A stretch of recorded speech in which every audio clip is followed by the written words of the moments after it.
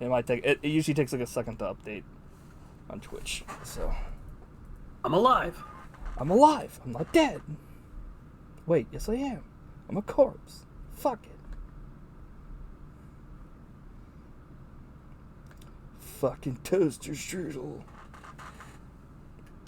Okay. That said I was live, and then it was like, see you later, bitch. It personally said that to me, Matt. It said, see you later, bitch.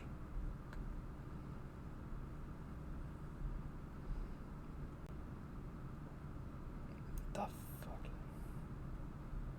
Sorry, I'm having issues over here on my end for some reason.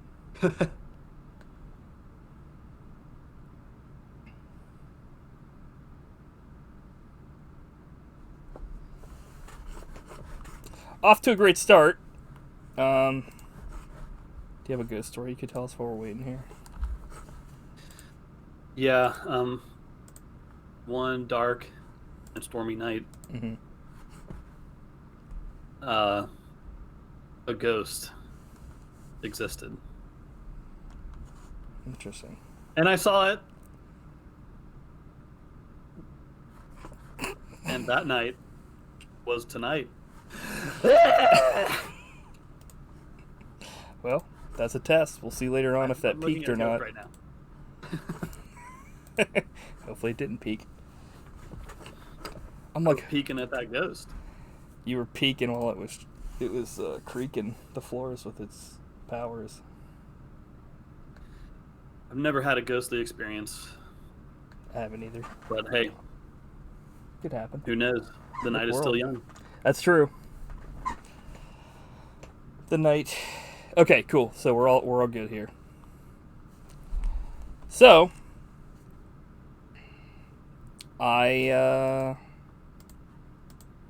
do you let's go ahead and start off with you, sir. Say your piece. Welcome to the podcast. Yeah. I'm excited to talk about Outland. Yeah. Yeah. Let's go straight into the news, sir. Nerd news. Yep. Ding, ding, ding. Round one. You go ahead, brother. Okay. My nerd news is I have mixed feelings about it. Mm-hmm. But Sly Stallone finally has a new movie coming out called Samaritan. What was it? Samaritan. Oh, Samaritan. Okay. And looks like it's an action movie, but the thing I'm not too pumped about is he's a superhero. It's like, does everyone have to be a superhero now? Like, he was already in one Marvel movie, wasn't he? I mean, he kind of is a superhero in all of his movies already. What are you talking about? Rambo's a perfectly normal human being. And Rocky. And what's his name in Expendables? Barney Ross or whatever. Barney Rubble. What else is... Oh, and fucking... I'm gonna take your life. Tango and Cash. Yeah, he's a buttoned-up policeman. He goes by the book. He's pretty out of control. Actually, he's pretty out of control in that movie we just watched. Fucking... Demolition Man? Yeah. Yeah, he's known for he's a superhero in that movie for sure. Better watch out for the Demolition Man. This wasn't in your plans, being tied to a chair, Matt. But that's true. Or sitting on the tracks or whatever the fuck they were talking about. I'm like, or killing conversation as I walk in a room. Right. He walks in, he's like, and everyone's just like, he walks in and he just starts yelling racial slurs. Everyone's just like, okay. Okay. That would kill conversation. So what else? Do you know anything else about this, or? I don't. He's a retired superhero who has to come out of retirement. So that could kind of be cool. I mean, they've done stuff like that before with like when, I mean, I guess it's a little different, but like when Jackie Chan was like retired in Police Story and he had to come out of retirement. So maybe if they do it like he retired because he's like can't hack it anymore, or maybe he became like a drunk or like a drug addict or something, or like he lost his wife or something. Like if his character's kind of like dark, that could work and stuff. But yeah, I agree with you. Like sometimes it depends on how they handle it. Anything can be good or bad. It's just I think that the just the execution of like a another cookie cutter like Disney Marvel joint venture would be kind of not to my liking. Yeah. So, but it doesn't seem that. I mean, I don't know. I don't know anything else about it other than what you just told me. So, I'm just happy he's still making movies. true. Speaking of superheroes, That's all there is. Perry Mason is back. No, I'm just kidding. I did The see that original though. superhero. That is actually like something that's true. I guess they brought Perry Mason back, but it's like a super young guy. And I was like, what's the point of this? It's not Andy Griffith, so what? I just saw the image of like the guy, and he looked so silly wearing a hat. I was like, I'll never be able to take this seriously. He's just generic as fuck. Yeah, plain vanilla. Right. But anyway, okay, so like the real news is I guess they're bringing Michael Keaton back to actually play Batman again, which I was kind of like, what the fuck? Really? Yeah, because like I guess since they're doing that whole like Snyder cut thing, and they're gonna do like a Flash movie with like Flashpoint, which is like an event that happens where he goes back and is like tries to change the past and save his mom, but then like when he comes back it like fucks up everything else. Like, you know what I mean? So like it can like kind of like what they're going to do is they're going to have, I guess, like a main Batman, which is going to be the guy they're making that movie now with like Pattinson or whatever that was in The Lighthouse with Willem Dafoe. Yeah. He's going to be the main Batman, and then like the Batman from another like multiverse is going to be Michael Keaton from like the Tim Burton verse. Which I was kind of... I know it's like more superhero stuff, but I mean there's... I don't know. I'm kind of a fucking sucker for that kind of stuff with like Michael Keaton and like, you know, I liked him as Batman. I mean, if it wasn't for him, we probably wouldn't have any of this shit, but I guess that's also kind of a bad thing. To a degree. But I just thought it was kind of interesting. So I think they're kind of like... They saw the shit was not going well for the DC shit, so they kind of like... They're taking like a hard right and trying to like just do something different, it seems like, to a degree. It, you know, as different as you can be with superhero shit, I guess. So, we'll see. Could just be more fucking shit, but... Yeah, it's just with... Like, I'm not the biggest fan of the superhero genre, and it just seems like with every one, like, that's one less, like, actual movie that could have been made with these actors. That's kind of the way I look at it. Yeah, possibly. Or they could have just not made a movie and been, like, you know what I mean? Like, they could have been in a movie or they could have not. Or they could have been fucked. Matt, have you ever thought about that? What if they were fucked? I never thought about that. Damn. Do you think Michael Keaton's ever been fucked before? Over by someone else? Okay. Enough of this bullshit. His Oscar. Remember that when he thought Oh, he was yeah, gonna get the true. Oscar? That was the funniest shit ever. He stands up and he's like, nope. He put his speech back in his pocket or whatever, didn't he? Yeah! He was like, So Donka Shane. Oh, Donka Shane. And it was like playing that music and he stands up and he's like, oop, nope. I was like... The wickedly talented Michael Keaton.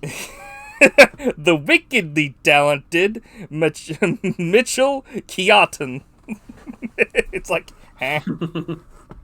The wickedly talented Adele Dazeem. The person's name is like Joe. It's like, what? It's like, are you fucked? Like, what's your problem? I'm like, are you fucked? Okay, so on to Recommendation Nation. Once again, I will let you go first. Ding, ding, ding. Ding, ding, ding. All right. My ding, recommendation is The Godfather Coda, The Death of Michael Corleone. What? You have to explain this to everybody. It's a new re-edited version of Godfather 3 that Francis Ford Coppola just released this year. Oh, okay. Yeah, because I heard that like people weren't super happy with that one when it first came out, or something. Yeah, it's always been criticized. With Godfather 3 or something. Yeah, and it's not a bad movie, but it's not anywhere near as good as the first two. Yeah. But I can't say after watching the new re-edit, I think it's better. Like it's improved on the original, basically because he cut out a bunch of stuff. Just like a bunch of unneeded shit, I guess. Or Yeah. yeah. Hell yeah, brother. And have you ever seen Godfather 3? I've actually never seen any of them. Oh, really? Yeah. I'll have to. I've never seen Scarface either. Oh, yeah, Scarface is a good one. Not really. Like, I guess I just never got into like You're like, I hate movies. Al Pacino. I'll never. Well, I just never got into like, yeah, I guess like De Niro or Pacino, like the crime movies like that, where it's like Grand Theft Auto. You know, obviously it's the inspiration for all that shit, but like I never personally got into like watching like bad guys do that kind of shit. Like, Really? Yeah. That's like my favorite genre, probably. But anyways, yeah, you should definitely see him. I will if somebody nominates one it for the fucking podcast. I mean, Hey, the podcast. better watch out, or I will. Oh shit! Use your points. But at the very end of the movie, the last shot is spoiler alert. Al Pacino is just like as an old man, right, sitting in a chair outside by himself, and he just like keels over and dies, and then it's like the end. Nice. He cut that out, which. Oh, well, that was like a part of the original movie. Was he like fucking just fell over, died? He just like plops down, and then it's like that's it, the end. That's like dies of old age. That's pretty stupid. So, anyways, I can see how that would like completely fuck the mood for a movie series like that, where it's like all about like, you know, kind of like, I don't know. It's before Sopranos, but I've seen Sopranos here and there where it's like, who's gonna get fucked this time, and like who's, you know what I mean, like who's doing what. People have their own motivations and shit. People slip up, or like they're loyal and stuff, or whatever. And then at the end, the guy's just like, I'm dying of natural causes. It's like, okay. Daddy, I'm dying. Like, nobody needs to see an old guy die at the end of a movie. Just, you know what I mean? Yeah, I mean, you should just assume that everyone dies eventually if they're not killed. Right! It's like in Birdemic. Like, have you seen that movie? No, I haven't. Fucking in the first like little bit, they literally show a guy drive to a gas station, and then he drives all the way to work, and they show every single second of it. Like, if you saw someone just get in a car and drive off, and then they were at another place, you would be like, how the fuck did that happen? I didn't see him fucking drive all the way there, you know what I mean? Like, you don't have to see like every step of the way to assume that he got in his car and then it eventually ended up in that location. Yeah. It's like, Jesus. Who edited that movie in the beginning, like the first cut of it? Like, who did that? I'm not sure. Some stupid motherfucker. Because they fucked it. Well, yeah, I don't know. I keep like kind of having an issue like finding something to recommend, because almost everything that I recommend is like gaming related, and literally I haven't played anything brand new in like forever. I guess if I had to like recommend anything, I would say we spent a shit ton of time over the Fridays that passed. I mean, I've put 153 hours into it for Factorio and Steam, but it's a very kind of niche game where like you create production lines and have to. It's pretty much what you do for a living. You create belts and shit. So I don't know if it would be a good way for you to blow up Steam, but I don't know. You might like it though, knowing like how all that shit works. But it's like you can run belts, and it's like your ultimate, because you crash land on like an alien planet, and your ultimate goal is to like leave the planet by building a rocket, like researching up to a rocket and leaving. But like, you start by doing everything by hand, and then you unlock like automation, and then eventually your shit's just doing everything, and you're just doing small things here and there, and then you can get robots, and like, you know, all the while like you have to kind of fend off like the alien population that are trying to kill you, because you're actually the alien, you know, like invading and stuff. Yeah. So it was a fun game to play and stuff. I don't know if it's definitely not one of those games like Duke Nukem or like an FPS where like action happens, you know, all the time. Mm-hmm. but it's definitely like a sit back and relax kind of deal. Cool. So I can get behind games like that. yeah. So I would give that I give that a recommendation. So Nice. That's a good one. okay, well, I think that it's time that we move on to the weekly topic of Outland. What do you say, sir? Or as you say, Outland. Wait. Sorry, what's Can't up? wait. What happened now? Oh shit! What's wrong? Oh no. Wait, I gotta wait. What happened? Nothing. I'm ready to. I thought you said wait. Sorry. I thought you said wait. Outland, wait, and I was just like, shit. Did I skip something? Okay. Time to go. Okay. Wait. God damn it. Okay, so off here we've got. I have a question for you, sir. What is your favorite Sean Connery movie? Better not say Outland. Outland. God damn it! I knew you were gonna say that. You did that last week when I asked you what the favorite. Every week. God damn it! Do you? Fuck. Maybe you have. I have so far. Oh my god. Were you just doing that on purpose to see how long it would take me to realize? Yeah, I can't believe you didn't. God damn it! Fuck. It's like 5 times into this and I didn't realize till just now. My favorite sci-fi movie? I was like, there's no way that a friend would fucking just screw me over. A buddy shot, if you will. Man. God damn it. Well, I knew that, but I was just like, okay, I guess. But my favorite Sean Connery. That's pretty tough, man. I know that. I mean, might go with Indiana Jones and the Last Crusade, probably. If that's I had to solid. Pick one. Yeah. Like it's kind of hard. With Love. Yeah. One of the Bonds. Definitely not. He's Never been in Say so Never much Again. Good stuff. The movie sucks dick. What? Never Say Never Again. It's not good. Well, yeah, it doesn't suck dick, but if it does, go watch it right now. Just close the blinds. He throws a jar in a guy's face and he like melts like acid. And it's his own piss. It's his own piece. It's his own piss sample.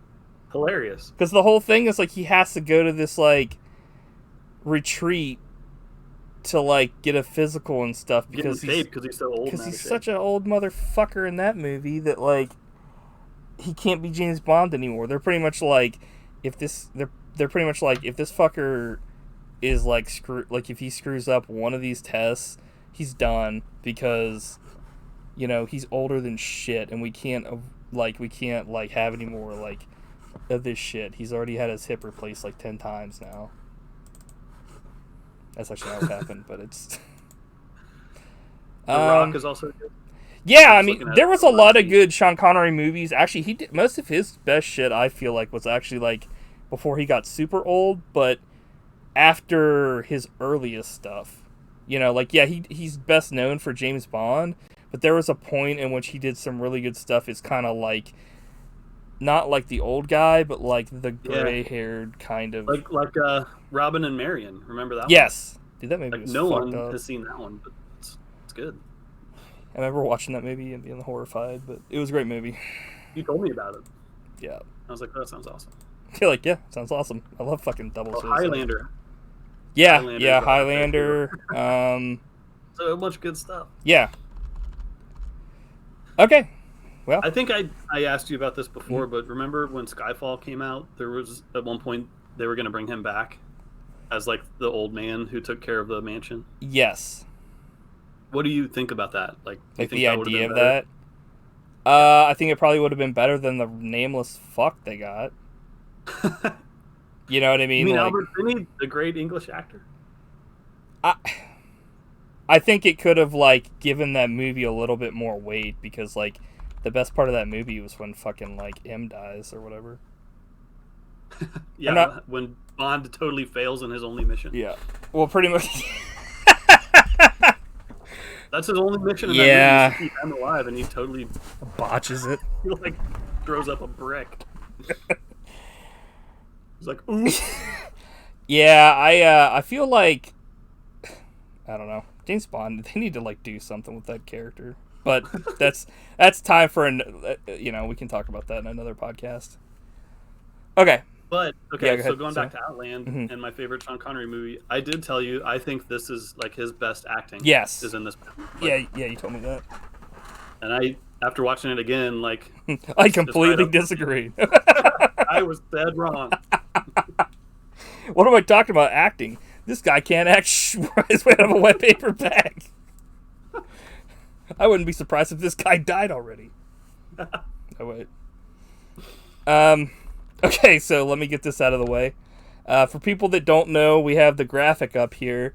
But Outland is a 1981 British science fiction thriller written and directed by Peter Hyams and starring, as we said, Sean Connery, Peter Boyle of Young Frankenstein fame, and Everybody Loves Raymond, and Frances Sternhagen, which I don't really know what else she's been in. She's the nurse or whatever. She's memorable in this. I'm sure she's done a bunch of other stuff. But. She actually reminds me a lot of Dr. Pulaski from Star Trek. Oh yeah, I could see that. Which we'll get into that here in a second. Set on Jupiter's moon. It has been described as a space western and bears thematic resemblances to the 1952 film High Noon, which I agree with. Very good. Yeah.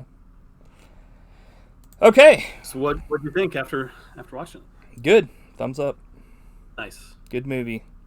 I completely recommend this movie to anybody that hasn't seen it, and if you have seen it, I guess watch it. Yeah. Watch it again. It's if not you... one of the most popular like Sean Connery movies by any means. Like I remember seeing the cover like in the video store and was like, wait, there's a movie with like Sean Connery as like holding a shotgun as like a space cop. Right. Yeah, it's kind of weird because it's also like I don't really know. I mean, I could be completely wrong on this, but I don't really know many things he's been in that was like sci-fi at all. Yeah. And I mean, this is sci-fi only because it's in space, but honestly, this could have been like anywhere for the most part. Yeah, I mean, it's more of a drama action deal. Yeah.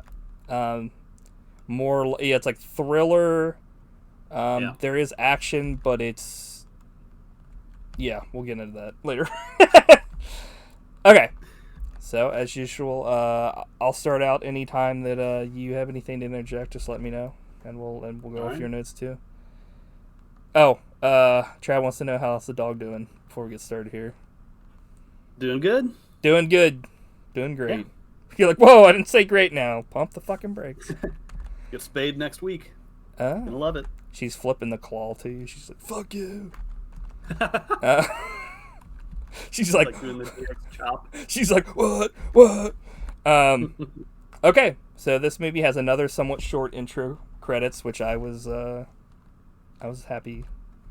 I don't know why I hate long credits, but maybe it's because like these days, if you go to the theater, it's like they put as many credits on screen at the end of the movie because they know you're gonna stay for like a credit tease at the end, and it's like, dude, fuck off. Yeah. So we've got Io, the third moon of Jupiter is where this is taking place. So this next part's going to be a bit because I actually wrote down all the stats that they put on the screen here. So we're given some stats at the beginning. Like this green text kind of comes up, what they used to do on X-Files sometimes, I think. So the diameter, I'm assuming, of the moon is 2,274 miles. Distance from Jupiter, 262 and 70,000 miles. Distance from space station, 70 hours. It's kind of weird that they said that, not miles. Frequency of supply shuttle, once per week. The surface gravity is 1/6 of Earth's. Okay. So early on, I put that this is setting the stage for like isolation, foreboding for possible things to come. So now there's more text. Mine Operation Con Am 27, franchise to amalgamate by League of Industrial Nations. So there's, I guess, like a League of Industrial Nations out there in this timeline or whatever. Personnel, 2,144. Labor, out of that, 1,250 are labor. 714 support, 180 administration and maintenance. Dependents, administration level 4 and above, length of tour 1 year, security federal district marshal, principal or titanium. I'm like, Jesus, you think that's enough info to dump on the audience within the first 3 minutes and 38 seconds? Yeah, like, talk about getting into the weeds. That was, I wrote all this down. I went back and wrote every single thing down just so you can see how much fucking time was wasted with that, because I said I liked this movie, but that fucking pissed me off. I was like, the beginning part was fine, but then they started getting into all this other bullshit that has no bearing on the fucking story at all. Like length of tour 1 year. They say that in the movie. You don't need to know that at the beginning of the movie. Security Federal District Marshal. They say that like 500 times. Titanium. Peter Boyle says it. Administration level 4 and above. What the fuck does it have to do with anything? I don't need to know the stats for the fucking personnel, like this movie would have been so much better if there was 715 support instead of 714. Like, are you kidding me? Ice cream flavors, chocolate and vanilla. Right. Fuck off. But that was pretty much... That's hilarious. Pretty much any time you see text on the opening, it's like, it could be a recipe for trouble. Well, my theory is the reason why they did that was to show off those models at the beginning. Because you can tell that that's where all the money went. Right, because those models were legit. They were good. I mean, they weren't like fucking Lord of the Rings, like Weta-work shit, but they were really good for the time, and even now they don't look like... You can tell it's like they're not... they're not like actual buildings, but obviously, it's like they look good for what the time and what they are. But it's like... I think in a massive theater, like back when this came out, that was probably... Oh, yeah, people were shitting their pants. Okay, so now that we're with that fucking time waster, now we're on to this first scene of the movie that isn't bullshit. So they're welding. It's like a freaking light strip effect, which I was super happy to fucking see another one of those in a movie. Oh, nice. Dude was flipping out about spiders, even though there are none, so he unhooks his suit and like his head explodes. Yeah. Which... Yeah, I don't know. I didn't have the energy. I should have looked this up, but I don't know. I didn't have the energy to like look up if that's something that actually would happen in space. But from what I remember reading, they say that like your blood boils and you just fucking freeze to death. Like your head wouldn't explode or anything like that. You mean it wouldn't inflate like a right? Which that happens like 3 times in this movie or something. It's like so cheesy looking. Yeah, it's like fucking the dude from like Big Trouble in Little China, the fucking one of the gods or whatever, where he's like, oh, and he like blows up. It's like, huh. I was thinking more Live and Let Die when he that exploding bullet and Yaphet Kotto. He blows up and pops. Yeah. Like a balloon. Just like a balloon. Just like, yeah, it looks pretty fucking bad. Okay. So, do you have anything to say so far besides that? Nope, so far so good. You're like, I don't have any notes. I'm like, okay. So Sean Connery's office, one of his terminals, is in his house, or his quarters, with his wife and his like son.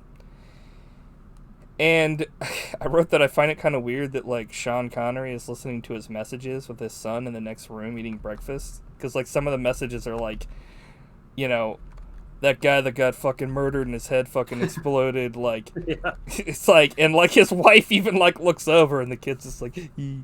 I'm like, huh. But I wanted to talk about his son at some point. Did you have any notes about? I've got one later on in the movie when there's the last call. God, man. The son, like, holy crap. Yeah.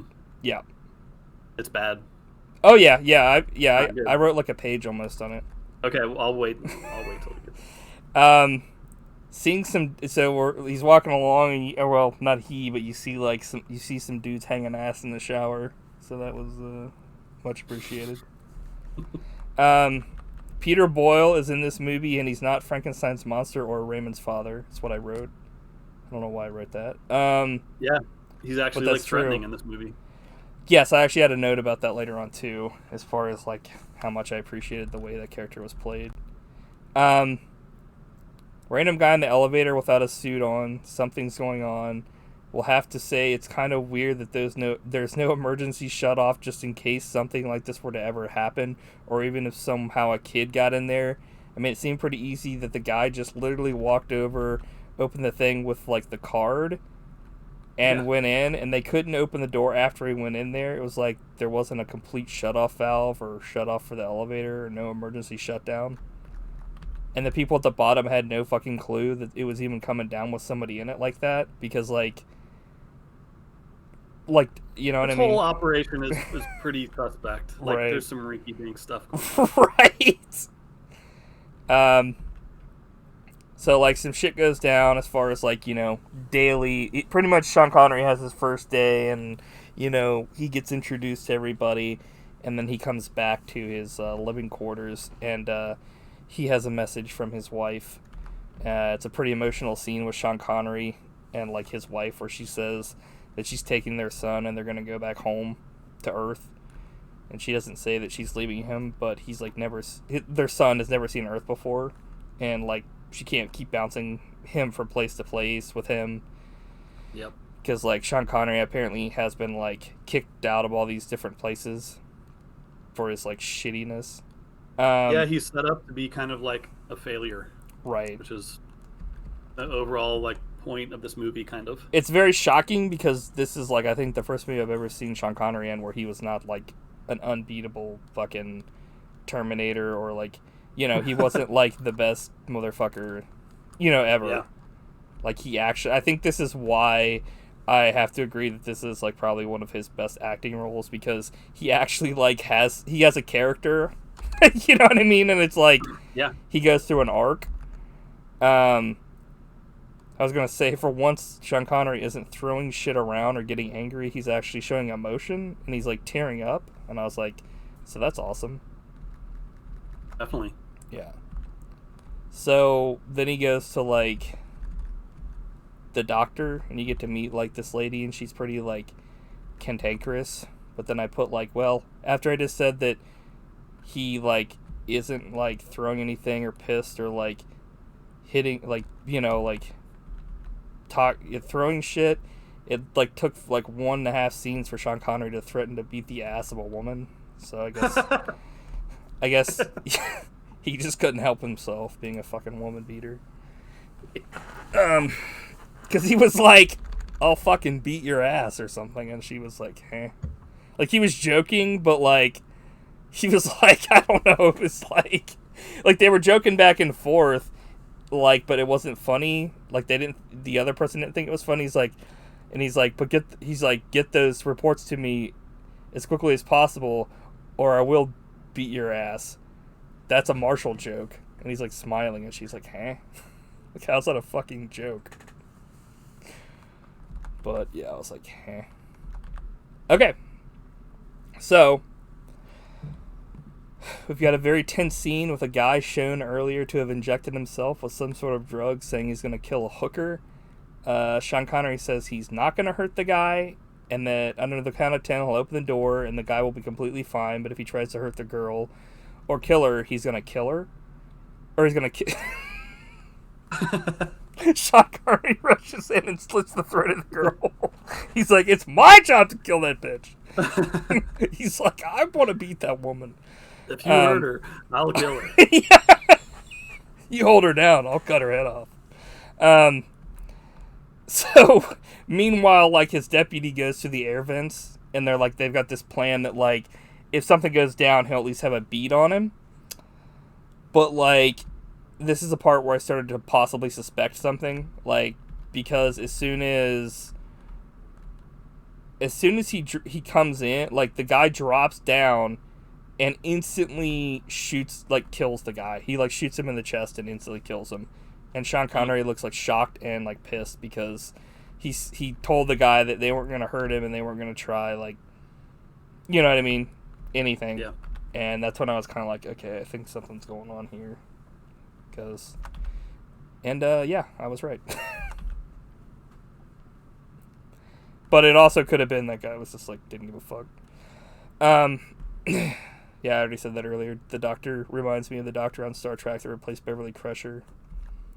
Which I actually always thought that she was like more entertaining than like Beverly Crusher. I thought Beverly Crusher was like my least favorite character.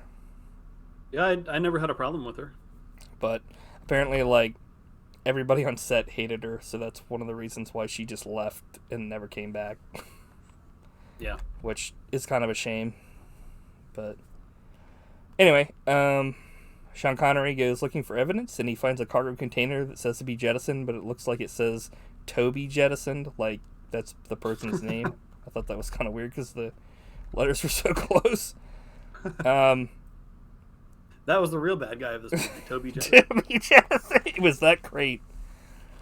So he finds the body of one of the people that like went crazy, and he like shoves a needle into their throat, and that was like fucking horrifying. I was just like, Jesus. Gotta love some good needle work. Needle work. He's just a fucking needleman. Fucking hired to do some wet work. Needleman in Outland. Okay, so, let's see. Where's my next note? Oh, okay. So they find out that like, because like they test the blood, and they find out there's some sort of drug that's like super strong, and it makes people work really hard, but then like months later they go insane. So they get like increased productivity, but then like a couple months later the people like start going on killing sprees, or they'll fucking like kill themselves or like some shit, and that kind of leads Sean Connery to see, oh, like 12 months ago, like 6 months before this, there was like, what was it, like 10 deaths. Like the 6 months now, there was like, what was like it, 200 or right? something. And then like before that, the 6 months before that, there were 2, and he was like, what? Right. And then like fucking they test that, and she's like flipping out, and that's why you find out that like because like earlier on Peter Boyle was like, I took over here a year ago and it's been like the highest productivity of all time, and then you find out, oh well, that's probably why, because he's been fucking giving everybody like fucking horse drugs and shit, and they've been like working themselves literally to death just for capitalism, man. Higher profits. Criticism of capitalism. Yeah, rightfully so. We're all going. Sean I'm like, corporate nations are taking over, man. The corporate stooge, Pat Patterson, for Mr. McMahon. Mr. McMahon. So Sean Connery like sees his deputy, the guy that runs the place, Peter Boyle, and the 2 guys that are suspected pushing the drugs, all sitting down together like to talk in like a bar. And so that's when he's like, okay, wait a minute. Yeah, like some shit's going down here. And then I put, in a rare move, Sean Connery actually confronts his deputy while they were playing like racquetball together. It was like some weird, and asked him how deep is he in. The guy actually like answers him truthfully and says not too deep, I just get paid to look the other way. And Sean Connery says not to do anything bad, but not to do anything good. And he asks Connery like what he's gonna do with him, and he says he doesn't know. And he asks him if he wants him to leave or resign. And he says, I just keep taking your crooked money, but just don't come between me and like Peter Boyle when he like goes to fuck him. Yeah. Which is kind of shocked, because like literally a lot of times in movies, like if something like that were to happen, the guy would be like start going after him and start trying to kill him, or like, you know, like that guy legit was like, he just took the money, you know what I mean, like, and he just stayed out of Connery's way. I was like, okay. Until the end of the movie. Yeah. But we'll get there. There were no other issues. So Yario is driving the forklift. What do you think of the fact that they play racquetball all the time?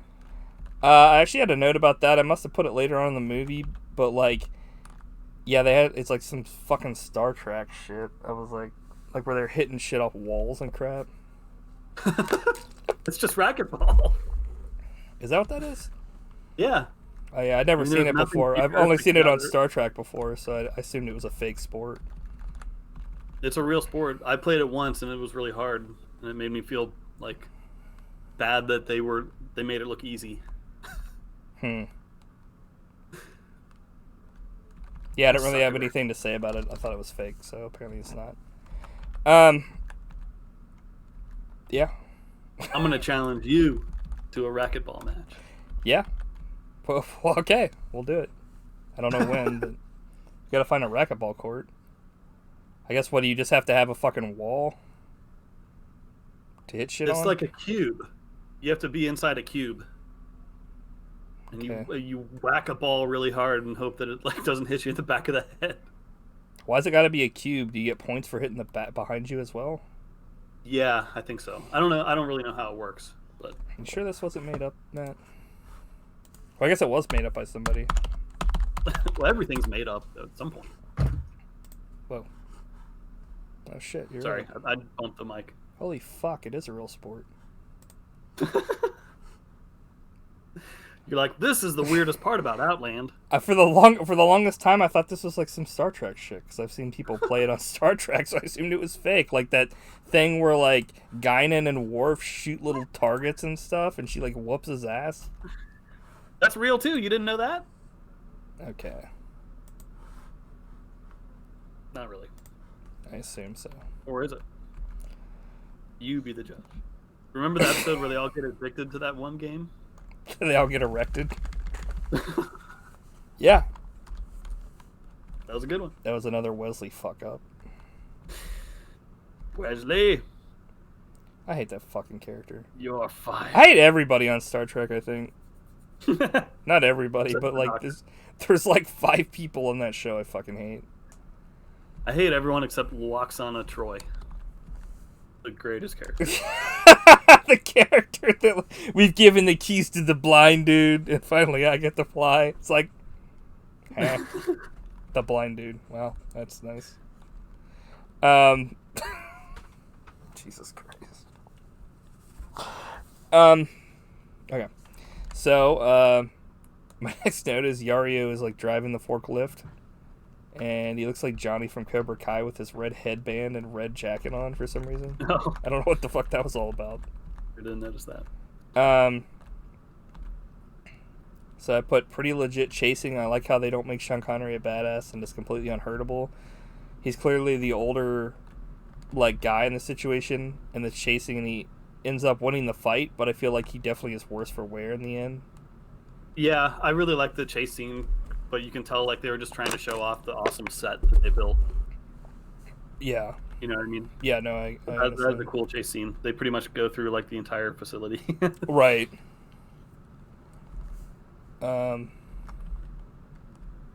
So Peter Boyle, like, I guess after he captures the guy and he like puts him in jail, which jail's kind of weird. They put him in like a fucking like they put him in like a weightless chamber in a fucking like spacesuit, which I thought was kind of fucking weird. Like that's what jail is. Yeah. Which so I'll go ahead and say it. Well, I'll say it here in a minute, but so he like goes to confront Peter Boyle, and as soon as Sean Connery walks in, he like straight up just asks him how much is it going to take to pay him off, or to buy him off. Is that when he's playing golf? Yeah, he's like playing like Did you think a golf was a fake sport? No, because I've actually played golf. Gotcha. I wrote a note. God, I don't know what the fuck this is about. I'm just gonna start calling people by their fucking actual names. 5 episodes into this fucking podcast, and I can't remember these fucking characters' names for the most part. So Peter Boyle straight up is just Jesus. What the fuck? I must have been pissed about something. So for This usually happens about in most movies we've done. Like 2/3 of the way through, you're just like, all right, this movie's out of order. You're getting seriously upset. fuck this shit. So Peter Boyle straight up is like, they've got franchises going on here, you know, all over the place, and I'm just one of many throughout the galaxy, and all they care about is profit, and they know what's going on, and that's why they turn a blind eye, because they're making like huge profits, and every marshal just literally looks the other way. Capitalism gone berserk. Brrr. I So wanted to talk about the beardsmanship in this movie. There's some pretty good beard work going on.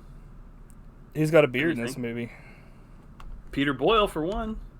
That thing is like wicked. It's kind of a neck beard too, though. I'm not. Really, yeah, I don't really like that. It's really long. Yeah, it's like if he had shaved his neck, I would have given it like a thumbs up. But like, whenever I see somebody and they have a beard and it's like so out of control that like their neck is covered, I think they're just a fucking heathen. It goes like down to the chest. It's really weird. It does. Yeah, you're right. But I just started thinking his head and neck, like the top part is it's fucking, and the bottom part is like all hair. It's just makes his head look like a Dr. Mario pill. His deputy though looks like has a pretty good beard. Yeah, that's that's probably the best beard. And Sean Connery is not bad. Yeah, his is kind of like a clean, like, his is like the movie beard, like the main guy beard. Because the other beards are untidy, but like his is like pretty, he keeps like, it like pristine. Mitchell's fucking hair salon shit going on. So this is what I wanted to talk about. Sean Connery goes back to see the guy that he put in jail, and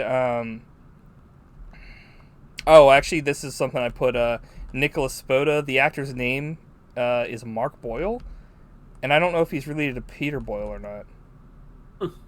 But anyway, he's dead. Like, not the actor, but the character he played. Really? Yeah. Which I don't know if they're related, but what I was getting to was when he comes back and he finds him dead because they like cut the dude's fucking like air hose and like his head exploded again. Like, why the fuck are they putting like See, this is like another thing that like even though it's the future, why the fuck do they have to put someone in suspended like shit like that? Yeah. There's no it's like it was like the shit from fucking Demolition Man with the fucking like code that anybody that's a prisoner could activate to get out. Like, that guy was legit. They could have still killed him, but literally all they had to do was cut his hose because he was already like stuck. He couldn't go anywhere. He was like, so they just fucked him. You know what I mean? Like, why make it easier? All they had to do was cut that hose and he was dead. And he did die. It's like, if he was at least in a fucking environment with air, they would have had to like do something else to him. Like, I don't know. I feel like it makes it's a bad idea too, because like, what if something had gone wrong while he was gone? What if the guy's suit failed and he just fucking died? You know what I mean? Like I said, this place is rinky dink. Well, it's just the future, like, is like that. Like, it's just these, I don't know, it's these movies, man. It's like these small little things that I'm like, what the fuck were you thinking? So he finds his deputy dead as fuck. They've like hung him, and he has like his tongue is like a fucking Nerf ball. It's like sticking out of his mouth like a motherfucker. But he opens the closet and he comes out like a monster in a Resident Evil game, like a dead body. Yeah, exactly. It's like, huh? It's like, okay. Do you think that's ever happened once in real life? That like a dead body got put in a closet and then somebody and somehow able to stand up? So we're also talking that like somebody was specifically looking for that person too, right? Because that's sure. Yeah. The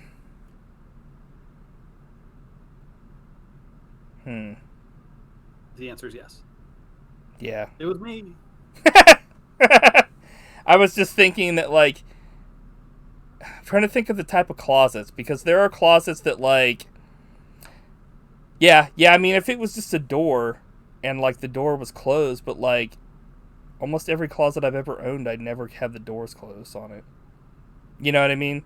So if I walked into my room and a door was like my fucking closet was closed, I'd be like, okay, what the fuck's in here? So anyway, We used to have these closets back at our second house that were like the slide open kind, so that it wouldn't work there, like the kind in fucking Halloween or whatever. But if it was like that where it was a door, yeah. So I'd say probably in all the things that have happened, there's probably been somebody tried to fucking Solid Snake or Sam Fisher a body into a fucking closet and hide it in there because they're a dumbass. Now, whether or not there's ever been anybody that they like tied a fucking thing around the guy's neck so when he came out he didn't fall out and he fucking just like stood there with his fucking like, huh? That was fucking weird. So then he codes a message for My Eyes Only. And it reminded me of that song For Your Eyes Only. I don't know if that was supposed to be like a fucking nod or probably not. But now I'm flying free. The dude that went crazy earlier in the movie is like the Russian general from Octopussy. Probably. He was pissed because he wasn't getting his own spinoff.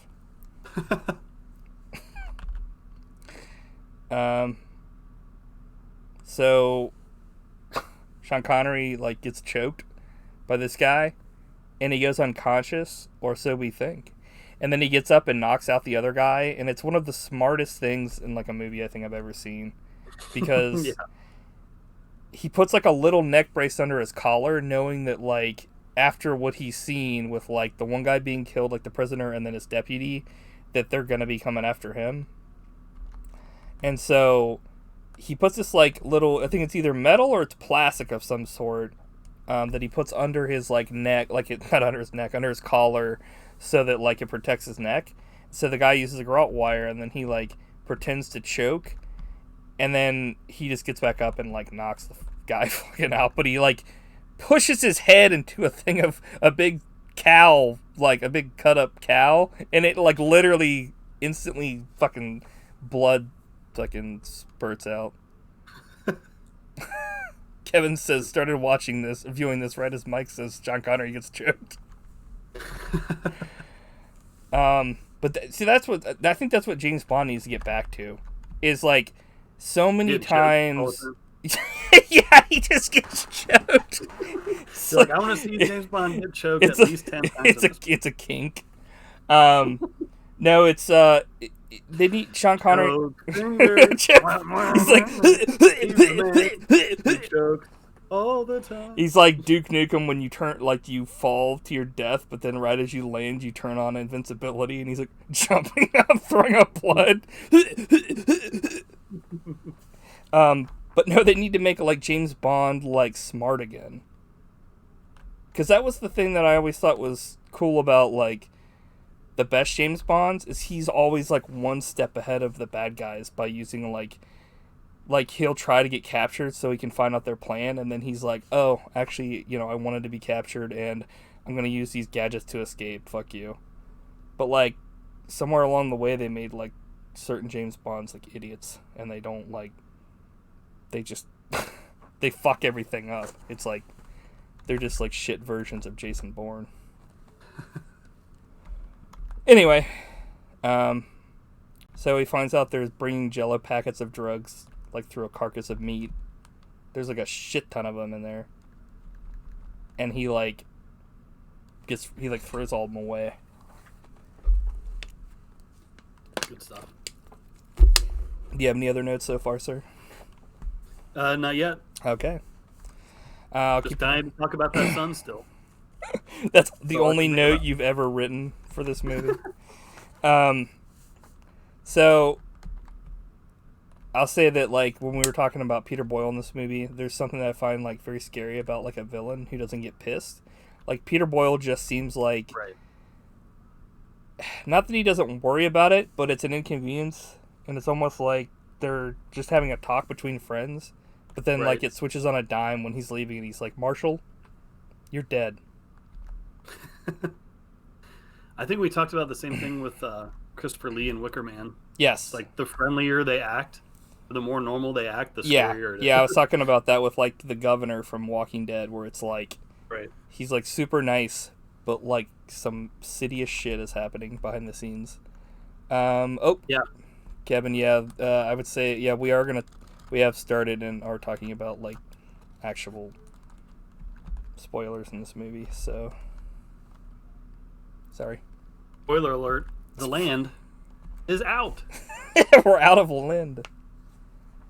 Let's see. Were you gonna say anything, sir? Just yeah, it makes you appreciate Peter Boyle as actor. Yeah. I don't know. Have you ever seen Taxi Driver? He's pretty creepy in that too. No. He's not a villain, but like that's a pretty dark movie, and he was a lot more than just the grumpy old dad on Everybody Loves Raymond. That's all you'll ever know him as. So the marshal hooks up some sort of phone tapping thing and finds out, like, in the next shuttle that there's going to be some professional hitmen. They're going to come and kill him. And he finds out that pretty much nobody's there to help him. Like, no one's going to stick their neck out and help him. So he's pretty much screwed. I wonder if we'll know exactly when that shuttle's going to arrive. Oh, God. Yeah. So... But that's the central theme of the movie, is like one man who... Right. Who is not going to get any help from anyone else and has to do pretty much stand up on his own. I will say this movie went a completely different way than I thought it would at the end, though, from the way that things were, like, leading, you know? And it turns into, like, an action-adventure type thing? No, just the outcome at the end. Okay. Yeah. So, pretty much, yeah, he's screwed. Like, the doctor comes and sees him while he's playing, like, racquetball by himself. Because he literally has nobody to stand alongside him to play anymore. And they go back and forth, and she's like, "Why are you even doing this?"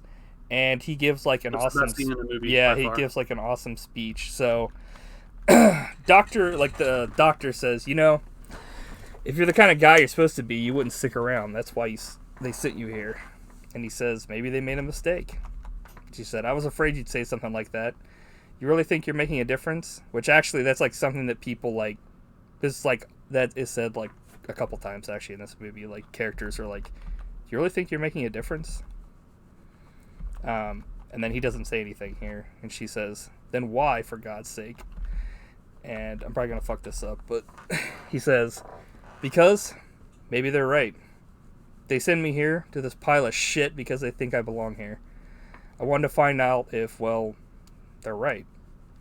There's a whole machine that works because everybody does what they're supposed to.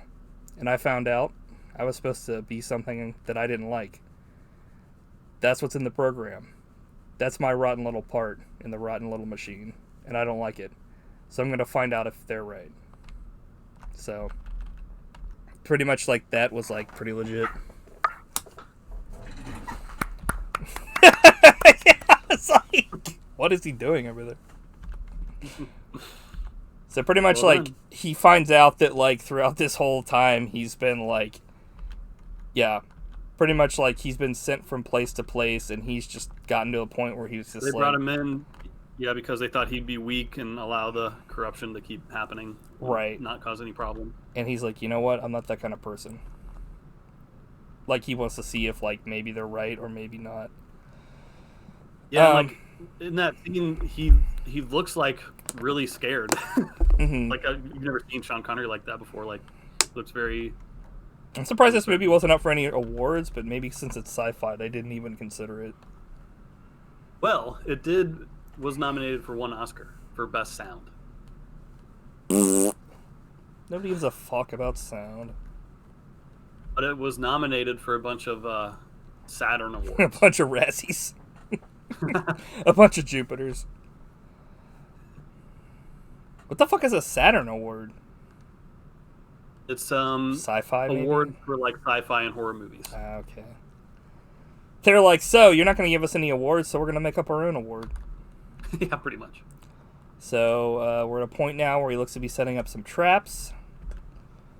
Got a call from his wife. She's like, "The reservation's for 3, and he won't go." He says no. Yeah, that's a pretty strong scene too, because pretty much like he could just leave and be fine, and there'd be like no shame in doing that. Right. But he's like, "No, I don't. I'd rather die and never see my family again than like." It's pretty much like a turning point for his character, where he's like, people are like, "Why are you even doing this? Like, your whole career, like everybody knows they looked at his, pretty much everybody looked at his career that was like anything to him in this movie, and they saw that like he's never done anything good or exemplary, and he's literally just been like, like whatever.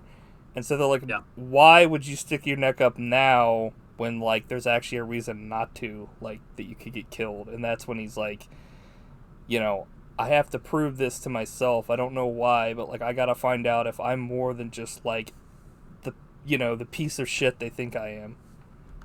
Right. So. And that's what I like, movies like that that make you think like, what would you do like in that situation?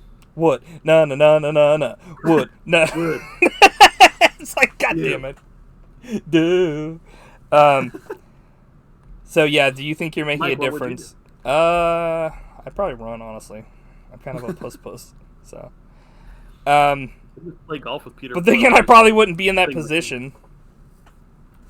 Then again, if I was like the kind of person where like I was like a deputy, or I mean a marshal, I probably would have like made sure I had people I could count on coming with me. Like I don't know. Yeah, like everyone besides him is like a weakling in this movie. Right.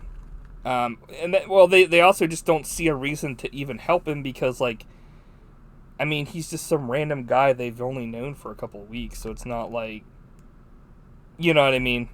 Like, right. They're also so used to just doing nothing and getting paid for it that, like, I mean, when most people are given the choice of either doing nothing or doing more and getting paid the same amount, they're gonna do, the path of least resistance. Yeah. So, do you think what you're doing is making up insert line here should have been the name of this movie? Because a lot of people have said it.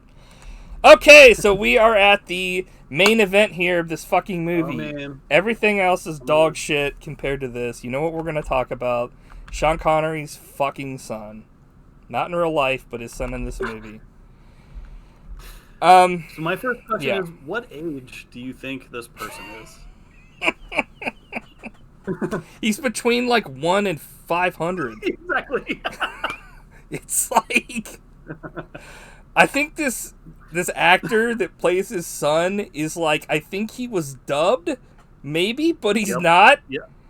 And it's like, I had the same question. I don't think he's so weird. The worst kid actor I've ever seen, but he's like a fucking robot or something, because when he's talking... But not only that, like, he's acting like a little baby. He's acting like a little baby boy. Yeah, he's like...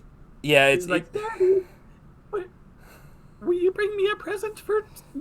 It's like, wait, this kid's like 10 years old, but he's like, Daddy, where's Santa Claus? Yeah, it's, I'm gonna be asleep on my birthday. Yay! Yeah, the new, like, my favorite quote in this movie isn't that shit I just said earlier. It was a quote by this dumbass kid, Mushmouth style. I'm going to sleep through my birthday. Okay? I'll buy you 2 presents next time, you little bastard. I'll buy you 2 presents! And his, like, fucking face is sloshing on his bones or something. Like, he's like, literally... The voice is so weird. Yeah. Whoever wrote the dialogue for the kid had, like, never been around a kid ever in their life. You have to watch this, because I can't describe, like, we could talk about this for another 5 hours, and I couldn't... It wouldn't come close to me being able to describe how... I don't know, it's also makes you realize how amazing Sean Connery is, because he has to act against this shit. Literally, I mean, this is the only person in this movie that I don't really understand what they are. Because... What is it? I mean, it's just weird. It's... I can't... I know this sounds horrible. You know, it's like, we're doing this podcast, and I'm supposed to be able to, like, talk, but it's all I'm saying is, I don't know, but, like, fucking literally, I don't know what to say. It's like... The scene... Something went horribly wrong. The scene starts, and, like, I mean, this is earlier in the movie, too. Like, he talked to his son, and, you know, he's not on camera much in that scene. He's just like, you know, I love you, Dad, and all that stuff. And then, like, he says, like,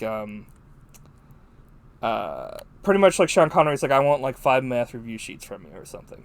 And he's just like, okay, Dad, you know, no problem, whatever.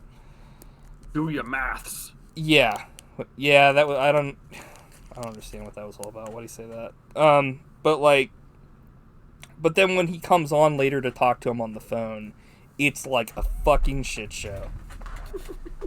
Like, it's just so weird. I wish I could describe it better.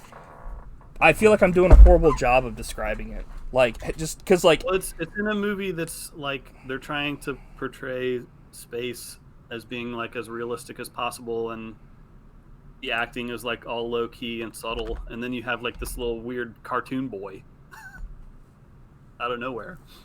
I mean, his acting was definitely the worst out of everybody in this movie, like, by fucking far. Like, people that had 0 lines were better than him. Like, get rid of him. Whoa. You need to have Zack Snyder come Watch in out. and cut him out. Watch out, Matt. Release the Snyder cut of Outland. Come on now, you're getting out of control. This son of Sean Connery was just trying to do his job. Yeah, I don't really have much more what to say about that. Did you notice during these scenes, you can hear like ticking in the background, like a clock ticking? Yeah, I actually had that as one of the notes, but I like you got to it first. I didn't really understand what the fuck that was all about. I think it's just they did that in High Noon too. It's just to like okay, like way to build the tension. I was gonna say, cool. Love the sound. Good job, guys. Like somebody's recording fucking ticks. Yeah. Okay. So I just noticed that like the doors like to the eating area, it's like the saloon doors in a western, because this is of course a space western. But like touch. when he comes into like pretty much in there, everybody's just like silent because they know he's fucked. Where he asked for help one last time. Yeah. Where are your men? I need help. My men are shit. I was like, kind of a weird line. Okay. So I put, if Peter Boyle really wanted to be like an asshole and make sure this went off without a hitch, why doesn't he just shut off the fucking cameras in Sean Connery's office? No kidding. Like, he legit is just like, this has to be a fair contest. And then he only hires 2 fucking hitmen. Like, they only send 2 fucking guys. Yeah, like, well, before we get to that, what do you think? We're like, it keeps cutting back to this clock counting down, like 40 hours away, 20 hours away. And then it's like, it gets to about 40 minutes. And then it's like, early. Like, I actually be a jump scare or something. They're early. Oh no. Let me see here. Now they're gonna be extra killers. I thought that why was that? I thought that I put a note about that. Let me see. And I like that there's a graphic built into the thing just for early. I thought that was really fucking annoying, honestly. They kept telling you how much time was left. I was just like okay, we get it. Yeah. Right. But like it was funny because it was like, yeah, it was like 40 minutes and then like the shuttle's there and it just says early. And I'm like, it's like, why is there a thing for that? Like, if it's there, just, you don't have to fucking put that. People know it's there. They don't do that when like planes arrive early. They're like, urgent announcement, this plane landed 20 minutes early. It's like, okay. Right. It's he has 2 dudes, and like it kind of sucks because you see a bunch of dudes walking out, and you're like, oh crap, it's on now. Like here comes an army, and it's 2 guys. But there's just 2 of them. Like the rest of them are just regular people. Right. So instead of it being like it only showing 2 dudes and then like 8 more walk out after he thinks there's only 2, it's like there's 50 dudes and then like they file away and there's only 2 dudes. Yeah. So it's like, What'd you think about the weapons that they put together? They're fucking horrible. You mean it's not a good idea to put a scope on a shotgun? It's not a good idea. Okay, so like The one guy must be a fucking horrible shot because he had a clear shot of Sean Connery, and when he pulled the trigger, it like bounced off a fucking beam or something. And not only that, but like the sight he's using is all red, which doesn't like help anything. It just makes everything red. It's like looking through a fucking like Virtual Boy for no reason. It's not like it lit him up green like infrared or something. It was like literally everything was red. It'd be like if you just put a red fucking film over your eye. Nothing. And then he shot randomly and just hit him in the fucking arm. I was like, what the fuck? But there is a shotgun fight in this movie, which any movie that has a shotgun fight is like an A+ in my book. Does it? Yeah, like him and Sean Connery are blasting away at each other with shotguns. Oh, yeah, I forgot about that. That was when I was falling asleep, I think. Sean Connery almost does what he loves doing the most, beating a defenseless woman. Yeah. So then this dude goes into this hallway that they kind of like set up. So Sean Connery sets up this trap. Like, you see him doing shit earlier in the movie, and then, like, he sets up this trap where he unscrews the fucking supports on this, like, hallway. I don't know how the fuck he was expecting this to work, like, normally. Because, like... Yeah, he got pretty lucky, but they were able to trap him in, like, a hallway where he could basically unscrew the hallway from the space station and, like... expose them. That was a 2-person trap. Yeah. He had to have the doctor lure like that guy into that hallway and then lock him in there, and then he can complete the trap by unscrewing the shit from the outside while he was in a fucking suit. So there's no way in hell he would have been able to do that by himself. He got lucky. Yeah. So that fucking pissed me off. This is another balloon head explosion, which was hilarious. Yeah. That pretty much fucking pissed me off. I was just like, okay. And then we got this other stupid motherfucker going into a greenhouse. This is the best part of the movie. Oh, what is it? What happens to this dude? Oh, okay. So I'm kind of confused because this other guy goes into this greenhouse. Like, it's not known that, like, Sean Connery is a big fan of greenhouses, or, like, he's, like, a fan of, like, visiting them. This guy just randomly beelines it for this fucking greenhouse. And just starts... And then when he's in there, he starts randomly looking through his scope in all different... Exactly! He starts scoping at plants. Like, did Peter Boyle say, hey, just so you know, he might go into the greenhouse, he's a huge fan of them, or he turns into fucking plants? Like, what is he doing? And then, like, there's not even anyone in there, and he's just fucking scoping around, and then he fucking... Sean Connery he throws, like, a drywall thing or some shit down. He sees it. It looks nothing like a human, but he shoots it anyway, and it fucking breaks the glass or whatever, and he gets sucked out to his death. And I'm like, what the fuck was that guy thinking? Like, dude, it's so amazing because like, the dude starts getting sucked out, and he's like, yeah. And did you notice, like, as he shoots through the window, like, he just Gibbs? It was like the worst effect I think I've ever seen in like any movie. He turned into Gibbs. It was so bad because it wasn't even like his body shrank on screen, and then it fucking like just a little spurt of blood went to the left, and I was like, okay, this is shit. Turned into like mystery meat. Yeah, that was probably like the biggest letdown for me. Were those like 2 henchmen? They were so fucking stupid. Yeah. Well, I did have a note in here about Sean Connery's breathing in the spacesuit. Dude, what the fuck?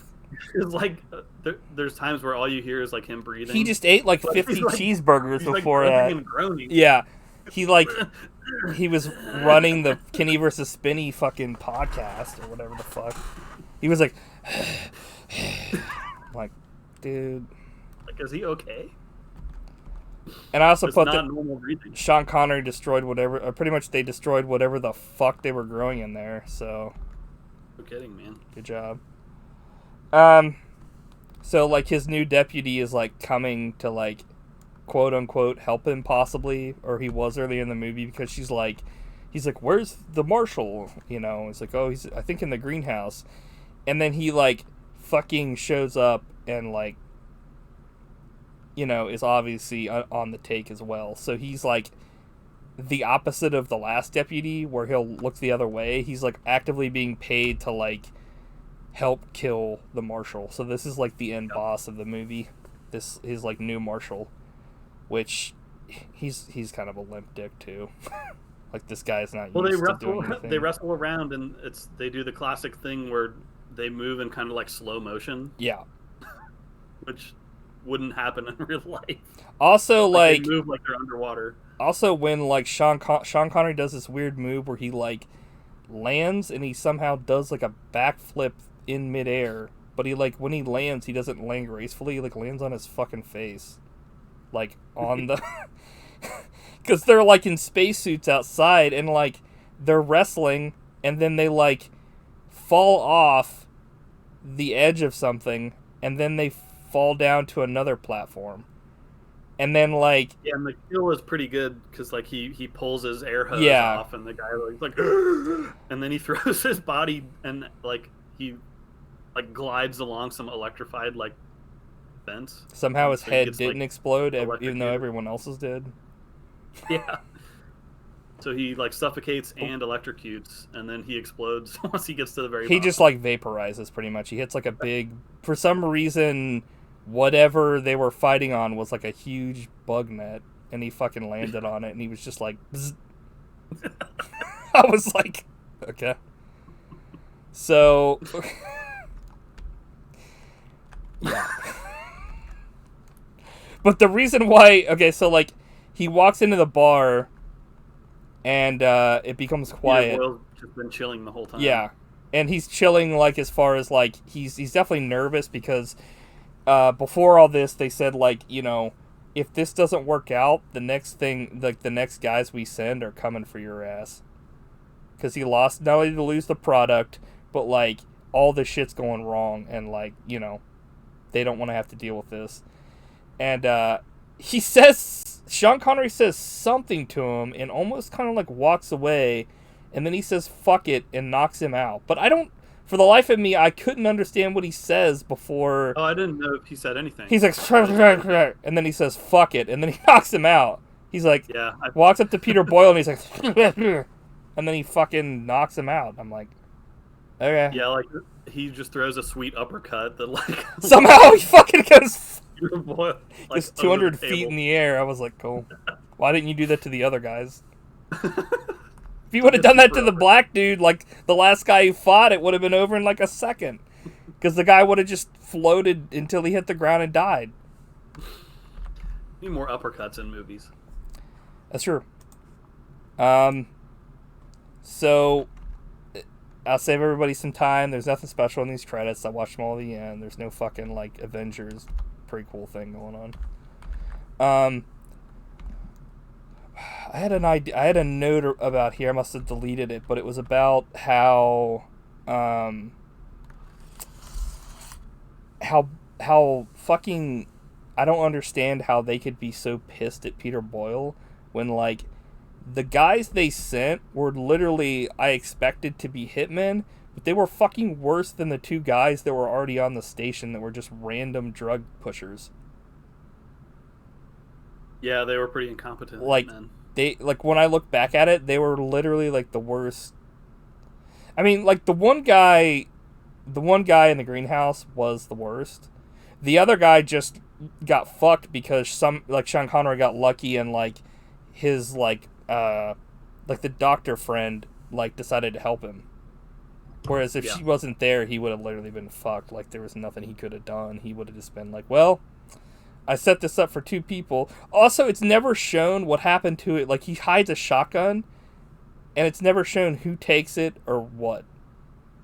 Yeah, like some little kid just found it. He, like, opens the thing where it was, and somehow somebody knows that it was there, and it's just not there anymore. And there's nobody ever says anything else about it again.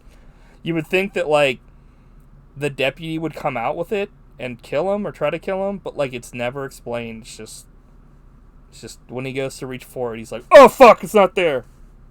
And well, he doesn't say that, but he looks at it and he's like, shit. But at the end of this movie, this definitely goes a different way than I thought it was going to go. Because the way they set this up, I thought it was going to be like, as much as this sucks, he's going to die. And he, he gives his life to, like, show everybody that he wasn't a piece of shit. But, like, he kills these three... Do you think that would have been a better ending? Not necessarily. I was kind of shocked the way that they, like, pretty much they made it seem like he was completely fucked. He had nobody to help him and he was screwed. And then, like, at the end, he ends up just being like, well, I'm going to come see you. And, and he, like, goes and, like, they do, like, a Doogie Howser ending where he, like, they show the typed letter, like, dear wife and son, I will be with you soon, and we will sleep for a year going to the United States to, Earth. I was wondering, why didn't he just call him? Yeah, that was, They were talking to each other throughout the whole movie. Yeah, Did he send a letter at the end? Like, he's like, hopefully you get this before you leave. Like, yeah. Okay. Okay. All right. I'm shocked that you didn't have a note about the erotic dancers in the bar. Oh, I forgot about that. It's one of the weirdest things in this movie. I think maybe I skipped over it because I literally, like, I was just kind of like, there was shit like that in, or was it shit like that? Maybe there wasn't, like, anything like that in any movies we've seen. Maybe I just didn't think about it. I don't know. I saw it, but it was like two people fucking. And then there was another two people fucking or something. And I was like, yeah, it's like nude grinding on top of the bar while everyone else is just hanging out. But, like, nobody's watching it. It's almost like people were, like, annoyed by it. Like, they're talking about their own shit. It'd be like if, I don't know. I guess that's like anything. If you have people that dance at a bar, usually it's not like, I mean, I guess that was erotic, like porn pretty much, but people were just like, eh. Like, they didn't give a fuck. They were like, I don't know. Also, like, the quarters for the miners, it's fucking horrible. It's literally like a cage. Yeah, it's like a little cage, and it's not like one of those, like, Japanese, like, quick hotels where, like, it's a little cube or whatever for long enough for you to go into, but you can make it quiet by shutting that thing, and it's like you have a TV in that. It's like literally on the left side of you and on the right side of you, there's like these little curtains you can pull down, but they're not like noise canceling. Legit, all they are like blinds that you can like flip down. It's like all it gives you is privacy. There's no like, people could be out there fucking having a like Million Man March and you fucking would hear every single second of it. So I just thought, isn't the Million Man March, wasn't that something? What was the, did I just fucking say something horrible? Is that why you laughed? What'd you say? We should probably talk about something else. Oh shit, I just read what that was. Okay, so yeah. Anyway, what'd you think about the ending of this? Do you think it would be better if he died or not? Maybe. But I'm pretty happy with it. Like, I'm cool with a happy ending in this case. I agree. You want to see Sean Connery win? Yeah, true. I agree. I do. It was a good movie because they didn't. I don't know. Like, it would have been sad if they would have like killed him, but I don't know if this movie would have gained anything by killing his character. Right. Like, I feel like it might have just been like killing him to fucking kill him.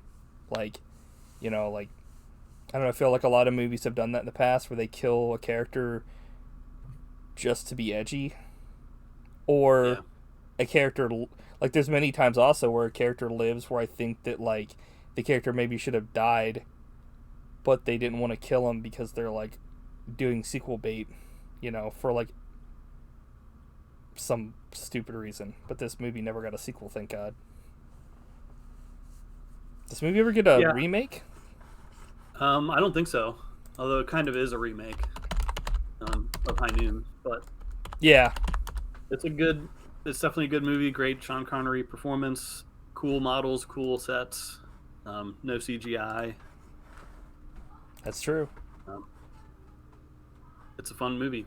The last thing that I had was Peter Hyams, the director. Mm. He's made some other pretty cool movies that are probably would be good for the podcast. But he did 2010, the sequel to 2001, which is okay. His I heard that biggest movie movie was is probably fucking Time horrible. Cop Time Cop I've heard of. with Jean-Claude, and then he also did Sudden Death, also with Jean-Claude, which is pretty much Die Hard in a hockey rink. I like my Jean-Claude favorite of Van all Damme. the ones he did was End of Days with Arnold. We Ah! should definitely do a podcast on that one. God, that fucking movie. Jesus Christ. You think you're bad compared to me? You're a quiet boy. I'm like, wanna try again? The movie where Arnold fights the devil and wins. Spoilers. I guess we don't have to watch that movie then. You just ruined the ending, Matt, for everybody here. How do you feel? But Peter Hyams, like, he also usually does the cinematography on his movies, Mhm. and he's all about like limited lighting. So like some of his movies are really dark, Yeah. looking. He did The Relic. You remember that? It's like a monster movie in a museum. Oh, I think I remember seeing like the case for that at Blockbuster and thought it looked like shit. Was it Yeah, good? it's terrible. it's No. It's incompetently shot. Like you literally can't tell what's happening on screen because everything's so dark. That's kind dude, of how I thought Peter this Hyams, movie was check going it at the beginning, because honestly, like, there were a lot of You shots see some of that here. Yeah. that were so dark that I was just like, dude, this is pissing me off. Like, it's like in one of the last Game of Thrones episodes, it got so much flack online because it was shot so fucking dark, like you couldn't see shit. And I was just like, I understand, like, you know, you definitely want to have darkness when you're doing horror and certain other things, but Sure. like to the point where you can't fucking see anything. Like, what the fuck is the point of that? Right. Like, it's like when there's shaky cam. Like, enough's enough, man. Like, I think that's one reason why I didn't like Cloverfield. Like, I don't know. I feel like if that movie had used like less shaky cam, I would have been fine with it. But there was just so much, like, when I watched it in the theater, that I was kind of like, it was like the beginning of that one James Bond with the chase scene. If you're just not, Yeah, that's the one movie that made me actually nauseous was Cloverfield in the theater. yeah, I'm like, dude, I could understand if some of the like shot footage by amateurs is like that because they're running away, but like, come the fuck on, like, you know, not every shot should be like that. I mean, not every shot was like that, but you know what I mean. Like, for the most part, if somebody is, say, if like there was something going on big, and like I was like, Matt, I'm gonna fucking shoot this shit. And so I start shooting it with my fucking phone or whatever. If something starts happening, I'm either going to drop my phone, I'm going to turn my fucking phone off and stop recording, or I'm going to put it in my pocket and forget to turn it off. So the most you're not going to get me holding the fucking phone and like waving it around like a fucking laser pointer. Like, you know what I mean? It just, I don't understand that. Who the fuck films while they're like running, like fuck off. Just doesn't make any I sense. still like Cloverfield. I like the idea of it. The problem is it's just executed horribly, and I can't stand for that shit. I won't stand for it, Matt. It's a good premise. Well, you did stand for it because you paid money to see it, and you didn't demand your money back. Well, that was before I knew that was a fucking option. Where's your integrity? Well, You could learn something from Sean Connery's character in Outland. yeah, it's true. Stand up for something So that... go to the theater right now and ask for your money back. I mean, there's been way, way too many things that I've fucking spent money on that I probably shouldn't have spent money on. But, you know, I don't think there's a fucker alive that isn't in that boat. You should reference our earlier video for the Ghostbusters Twinkies for that one.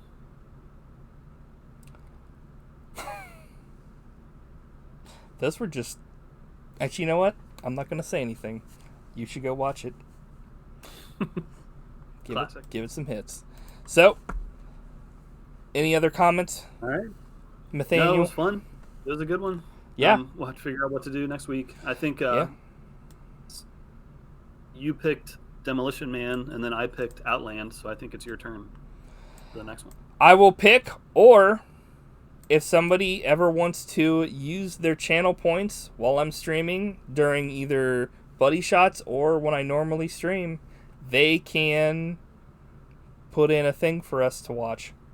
So that is saying something the Buddy Boys can have some input? they can.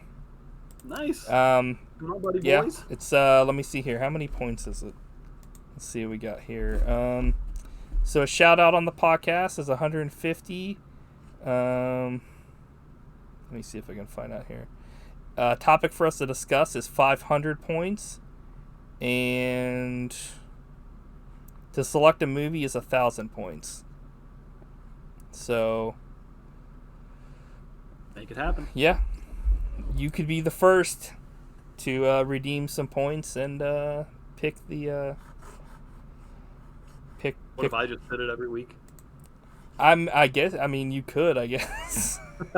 maybe we should ban ourselves from fucking redeeming the points. So I'll come up with an idea for what we'll do, but if between when are we gonna do this next? You think maybe like next Saturday again? Do you want to just keep doing it on Saturdays? Let's shoot for that. Okay. If between now and say like, because I'll be streaming, I think like pretty much every day. Between now and then, or not then, but now until say like Tuesday, because it'll give us plenty of time to switch gears. If somebody, when I'm streaming, redeems, we will watch that movie instead. So, and we'll see what it is, and yeah. Cool. So yeah, I definitely enjoyed this movie. If you haven't seen this movie, I totally suggest checking it out. It's really sweet. On Jupiter's moon, he's the only law. That's what the poster says, and yeah, that's pretty much true. So I will let you close things out, Matt, and we will end this stream off on the right foot. So I'll let you have the floor, sir. Who's the law now, dog? Okay. That's it. Okay. Talk to you later. Talk to you later. We'll see you guys next time. Bye.